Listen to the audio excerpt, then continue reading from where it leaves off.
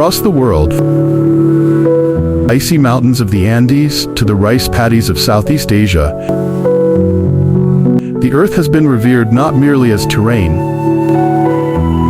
sacred being, alive, powerful, and maternal. She is the giver of food, the womb of life, and the grave to which all things return. In almost every ancient cosmology, Earth is more than matter. She is mother.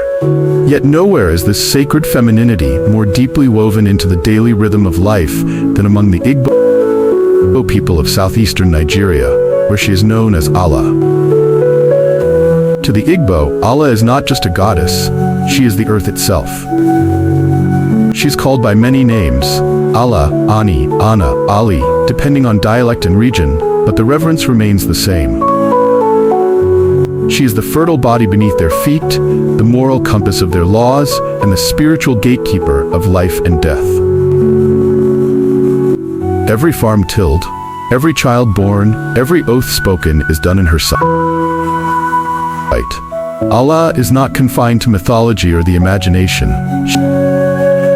She is as real as the soil itself, as tangible as the seasons, and as influential as the air that sustains breath. Her presence is felt in the harvest, in the justice of the village square, and in the silent guidance of ancestors beneath the earth. In Igbo cosmology, Allah is central to everything. She governs fertility, oversees the moral order of society, and guards the ancestral dead. She is at once the source of life and the enforcer of cosmic law. Through her, the spiritual and the physical are united. She nourishes with one hand and judges with the other. Her essence permeates marriage customs, burial rites, land use, and the taboos that structure daily behavior. This video uncovers the full spiritual and cultural significance of Allah, not as a forgotten goddess from an ancient past, but as a living foundation of Igbo identity, law, and ecological spirituality. She is not a myth to remember, she is a truth to return to. Let us now explore her story. To understand the sacred figure of Allah in Igbo cosmology is to understand one of the most profound relationships between humanity and the earth ever conceived. Her very name, rendered variably as Allah, Ani, Ana, or Ali, shifts subtly across Igbo dialects, yet each variation speaks to the same eternal force, the earth as divine being. These linguistic differences reflect regional tongues and oral traditions, but none diminish the absolute centrality of her role. Allah is not an abstract goddess housed in the heavens. She is the living soil beneath the people's feet, the terrain that sustains, the body that births, and the law that judges. In the Igbo worldview, Allah is both a deity and the earth itself, a convergence of spirit and matter so complete that no distinction is made between the metaphysical goddess and the physical land. She is Ubi, home, Ehia, market, Ugbo, farm, and Ili, grave. Every act of life, farming, childbirth, decision-making, burial, is done in relationship to her. She is the physical environment, yes, but also the moral atmosphere. She is revered in shrines and sacred groves, invoked in ritual and protected by taboo. The land is not merely property in Igbo thought, it is sacred space animated by the presence of Allah. Within the Igbo pantheon, Allah holds a position of supreme spiritual authority. While she is not the creator of the universe, an honor often given to Chukwu, the supreme sky deity, Allah is the most accessible and active in daily life. She governs the here and now. In many traditions, she is also considered the spiritual consort or wife of Amadioha, the god of thunder and divine justice. Together they represent an archetypal cosmic balance, Amadioha with sky and force, Allah with earth and order. Where Amadioha enforces justice through divine wrath, Allah enforces it through grounded morality. She is not just concerned with punishment after the fact. She is the architect of the laws themselves. This duality is key to understanding Allah's nature. She is not only the nurturing mother who feeds crops, blesses wombs, and receives offerings of yam and kola nut. She is also the feared judge who maintains balance and punishes transgressions through the mysterious yet undeniable power of Enso Ani, the sacred taboos. This makes her both benevolent and fearsome. She is the hand that lifts and the hand that disciplines. And this complexity is essential. In Igbo cosmology, a deity must reflect the full scope of nature's power. gentle and firm, abundant and exacting, merciful and just. Allah's dual role as creator and lawgiver also positions her as the ultimate guardian of human behavior and social cohesion. She not only gives life but defines its moral boundaries. She is invoked during marriages, where the land is asked to witness the union. She is honored in childbirth, where the placenta is often buried in the earth as an offering to her. She is feared in times of crisis, when a community may consult her priestess to determine whether a taboo has been broken. This spiritual infrastructure, built around Allah, creates a seamless integration of cosmology and ethics. Morality is not enforced by external force, but by the sacred presence of the land itself. Ultimately, Allah is not just a figure in the Igbo pantheon, she is the structure upon which that entire pantheon functions. She is the space in which life unfolds and the moral force that gives it shape. To violate her is to violate the integrity of the world itself. Her role is not optional or decorative. It is foundational. Through her, the Igbo people understand that the earth is not passive terrain, but active participant, moral witness, and spiritual anchor. In Allah, the Igbo do not just find a goddess, they find a lawgiver, a nurturer, and a mirror of human conduct, deeply woven into the rhythms of life, land, and legacy. In the sacred landscape of Igbo cosmology, Allah is the primal source from which all earthly life emerges. She is not simply associated with creation, she is the creation. The earth, agriculture, fertility, and human reproduction are all born from her body.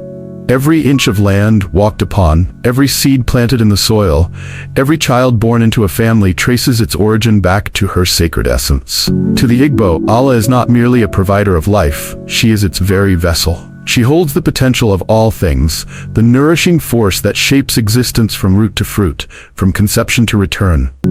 Allah's creative power is most vividly expressed in her relationship to agriculture, the beating heart of Igbo life. The land is considered Allah's flesh, and to cultivate it is to engage in an act of spiritual intimacy. Crops like yam, cassava, and maize are not merely food. They are offerings, gifts drawn from her body through communal effort and sacred reciprocity. The timing of planting, the rhythm of harvest, and the interpretation of seasonal changes are all governed by her spiritual moods and favor.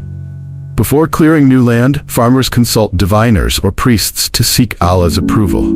Rituals are performed, offerings made, and sacred groves avoided, all to ensure that the earth's body is not violated, but harmonized with.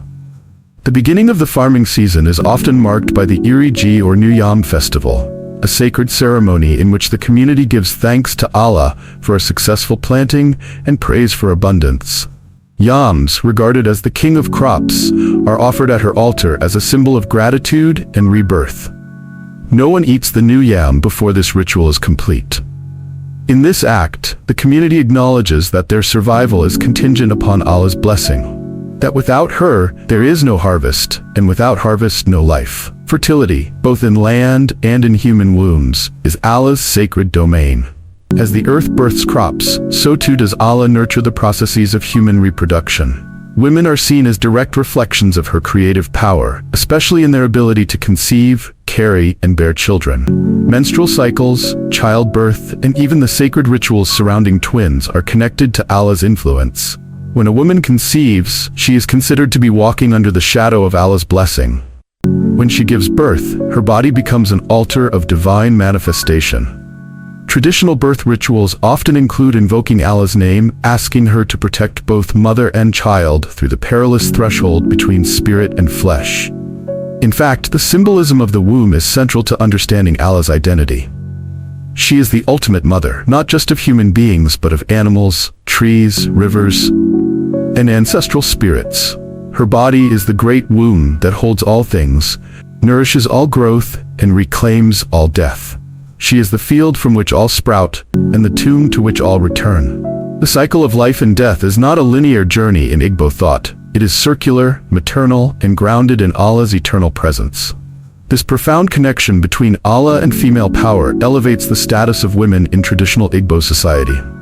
Women are not only life-bearers but also spiritual guardians, often serving as priestesses in shrines dedicated to Allah. These Omu or Ninze women are responsible for protecting sacred land, interpreting dreams, performing cleansing rituals, and preserving the moral codes dictated by the goddess. Their authority is derived directly from Allah's role as Earth Mother and lawgiver, making them indispensable voices in spiritual, agricultural, and communal decision-making. In terms of spiritual farming practices, Allah's influence is unmistakable. Land is never taken or used without ritual acknowledgement. When trees are felled, the earth is consulted. When boundaries are drawn between farms or villages, oaths are sworn in her name. Violating land, by spilling blood on it unjustly, by planting during forbidden times, or by ignoring sacred taboos, is considered a crime not just against society, but against Allah herself. Such acts often require cleansing rituals, conducted by priests or priestesses to restore balance and avoid divine retribution. The land remembers, and it demands respect. Allah is not to be exploited, she is to be honored and asked. Allah's role as a nourisher also manifests in day-to-day communal practices. Food is often blessed in her name. Libations are poured onto the ground before major meals. Sacred groves known as Ohia Allah are maintained as places of meditation and connection to her presence, free from human interference. These groves are protected zones where no trees are cut, no animals hunted, and no soil disturbed. They serve as physical and spiritual reminders of Allah's dominion, her silence, and her watching gaze. Thus, in every seed planted, in every child born, and in every law obeyed, Allah's presence is not abstract. It is real, ever-present, and deeply personal. She is both the beginning and the sustainer of life, a divine matrix in which all things are held. As creator and fertility giver, she does not merely sit at the start of the story. She is the story. She is the breath in the harvest wind, the quiet pulse beneath the village floor, and the sacred reminder that creation is not a past event, but a living relationship, one that must be continually honored, respected, and renewed. In the cosmology of the Igbo people, Allah's power does not end at creation and fertility. She is also the supreme arbiter of morality, the divine enforcer of law, and the spiritual overseer of justice. Her sacred laws, known as Nasoani, are not merely religious guidelines but binding ethical codes that govern every aspect of communal and individual life. To violate Nasoani is not just to break a rule, it is to commit an offense against the earth itself, against Allah's very body. In this way, Allah is more than a goddess of the land. She is the conscience of the land, the unseen witness to all human conduct, and the force that ensures that balance and justice are preserved. Nshoani encompasses a wide range of behaviors considered sacred violations. These include murder, incest, theft, false oaths, desecration of sacred places, and the spilling of blood on farmland. Each offense is seen as a disruption of the spiritual and ecological harmony that Allah maintains. Because Allah is the embodiment of the earth, crimes such as killing on her soil or violating sexual boundaries are viewed as polluting acts, not only of physical space but of spiritual energy. The consequences of such actions are not limited to the individual. A violation of Nensoani taints the community, threatens its spiritual integrity, and can invite misfortune, illness, or even communal disaster unless ritually addressed. The pursuit of justice in Igbo society is deeply spiritual, precisely because Allah is its anchor. Legal proceedings, communal judgments, and conflict resolutions are all conducted under her moral gaze. Truth-telling is a sacred act, not just a civic virtue. When people swear oaths, they do so upon the earth, invoking Allah as witness. Her presence in such moments is more than symbolic. It is believed that she records every word, every intention, and every consequence. To lie under oath is not only to deceive the community, but to provoke Allah's wrath. The punishment may not come through human hands, but through mysterious misfortune. Crops may fail, children may fall ill, or dreams may be disturbed, signaling her displeasure. In marriage customs, Allah's laws play a critical role. Sexual relationships outside the sacred bonds of marriage, especially those that defy lineage and purity laws, are considered serious offenses. Such acts are believed to desecrate the land, and they must be addressed with public confession and ritual cleansing. In some communities, if a married woman commits adultery and conceals it, the consequences may not only be personal, but communal. Her offspring could be born into spiritual confusion, or her crops may wither, as signs that Allah's order has been disturbed. Disputes over land ownership, one of the most serious matters in Igbo society, are judged with deep reference to Allah. Since the land is her very body, it is never viewed as a private commodity to be freely bought or sold without communal and spiritual consent. Land is ancestral, sacred, and entrusted, not owned. Elders and priests are often called to mediate these disputes, and offerings to Allah are made to restore peace and reaffirm the moral order. This underscores that land, like law, is spiritual in nature and must be governed with reverence, not greed. In situations where the community suspects that Nso Ani has been committed, priests and priestesses of Allah, known as Dibia, Oha, or Nzi, may be consulted to determine the spiritual cause of misfortune. These religious specialists act not only as healers, but as judges and mediators, interpreting signs, conducting divinations, and prescribing rituals to cleanse the offender and the community. In this way, traditional Igbo law combines physical and metaphysical dimensions, integrating spiritual wisdom with civic responsibility. Trials and judgments often involve both the human counsel and the spiritual representative of Allah. In some cases, if guilt cannot be proven through testimony, the suspect may be asked to swear an oath on the land, drink from a sacred pot, or undergo ritual tests, all in Allah's name. Such acts place the outcome in her hands. If the person is guilty, it is believed that Allah will deal with them in due time. This system of divine accountability reinforces a worldview in which no action is hidden and no wrongdoing escapes ultimate judgment. Allah's role as the cosmic lawgiver extends even into nature. Natural disasters, mysterious deaths, or failing harvests may be interpreted as signs that her laws have been broken. In such cases, the community may come together in ritual atonement, sacrificing goats, offering kola nuts, or observing days of silence and fasting. These are not superstitions, but expressions of a deep belief that moral balance is inseparable from ecological and social harmony. Allah's law is not enforced with iron or fire, but with the certainty that disorder invites consequences and order brings peace. Through all of this, Allah serves as both the foundation of law and the final judge, existing beyond human corruption and partiality. Her justice is not transactional or bureaucratic, it is spiritual and immediate. Her laws are not written in books, but etched into the land, remembered in rituals, and passed down through generations. She is the reason elders speak with caution, why farmers pour libations before plowing, why disputes are settled with ceremony, and why truth carries the weight of survival. In Allah's eyes, all things are known. All actions are recorded, not by pen and paper, but by spiritual vibration and cosmic memory. Her justice is not bound by courts, but by the rhythm of seasons, the health of communities, and the whisper of ancestors. To live rightly, then, is to live under Allah's law, guided by truth, rooted in reverence, and always aware that the earth sees more than we ever will. In the Igbo understanding of life and death, Allah is not only the giver of life, but also the sacred receiver of the dead. Her body, the earth itself, is the final resting place of every ancestor. Death is not considered an end in Igbo cosmology, but a transformation, a return to the very source that gave life. Allah's womb receives not just the physical body, but the soul's journey, preparing it for ancestral presence or potential reincarnation. She is the ultimate threshold, the bridge between the worlds of the living and the dead, the seen and the unseen. Every burial is not a farewell, it is a homecoming, a spiritual reunion with the Earth Mother. In this sacred context, the dead are not erased, they are absorbed into Allah's body, where they dwell as ancestors, watching over the lineage they left behind. The ancestral realm is believed to exist within her, and through her, the living maintain an unbroken dialogue with those who came before. Ancestors are more than memories, they are active participants in the lives of their descendants. Through rituals, dreams, and sacred offerings, they communicate, bless, warn, and guide. And all of this is possible because Allah holds them. Her earth is not cold and empty. It is warm, aware, and densely populated with the spirits of those who once lived. This belief in ancestral continuity through Allah profoundly shapes burial practices in Igbo culture.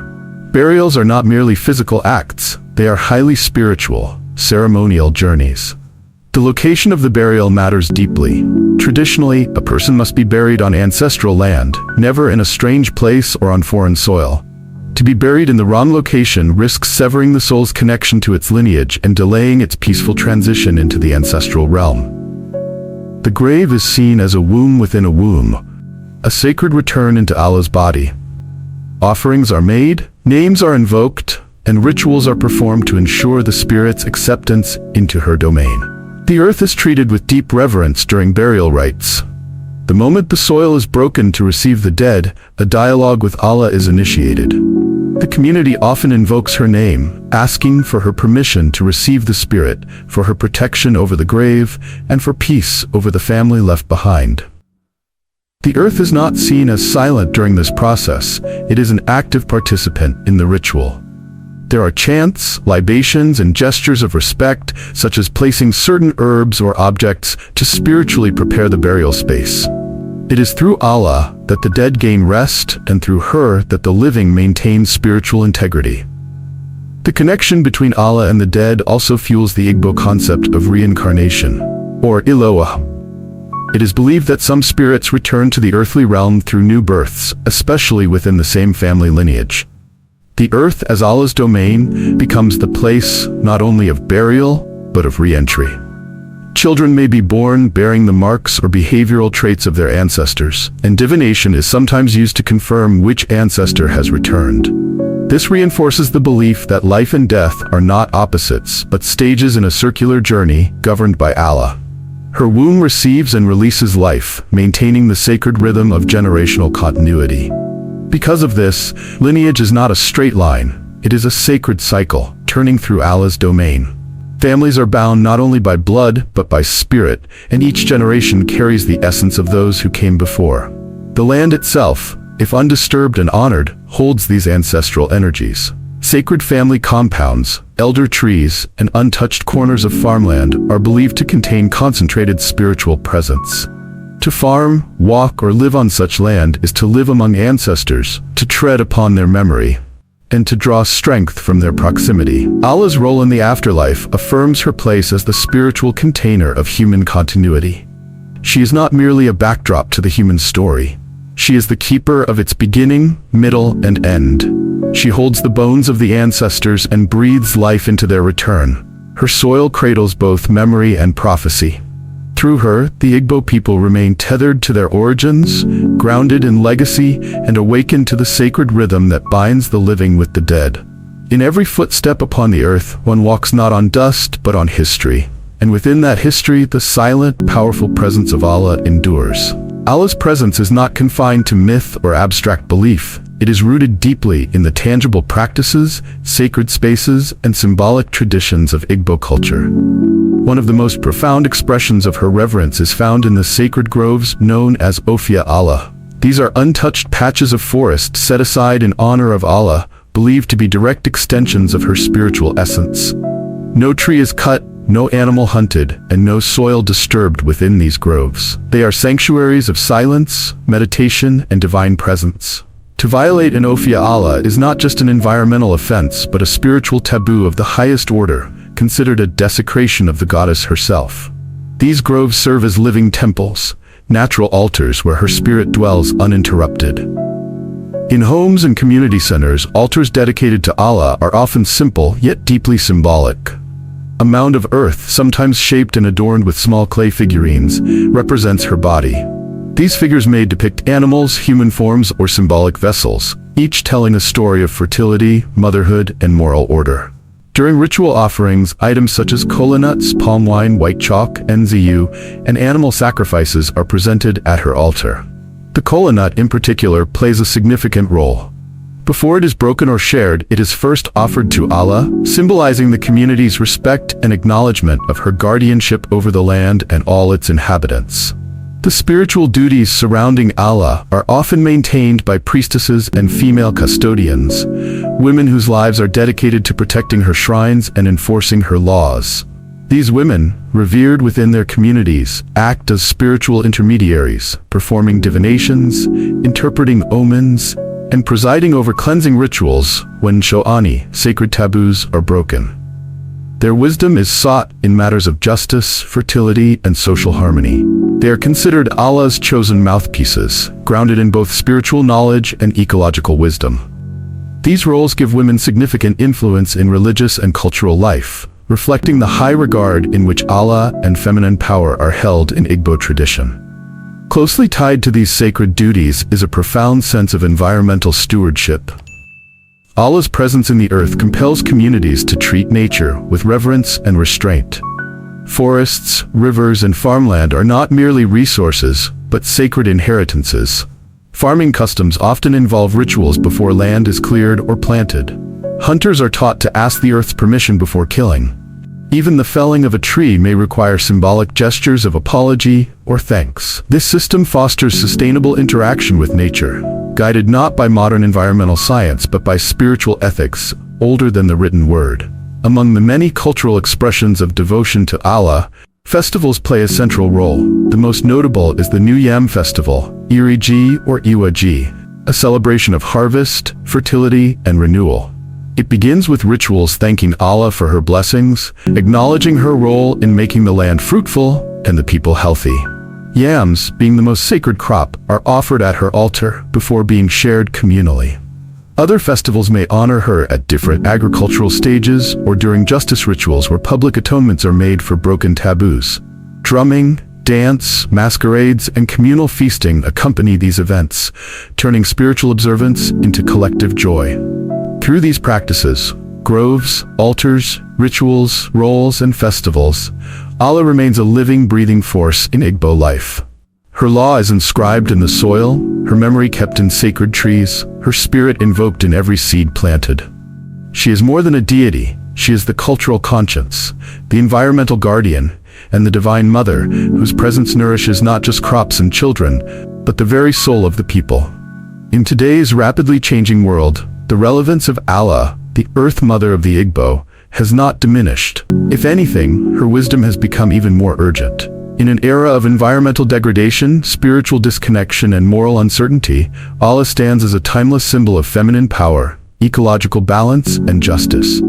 She embodies principles that modern society desperately needs: reverence for the earth, respect for moral boundaries, and recognition of the interconnectedness of all life.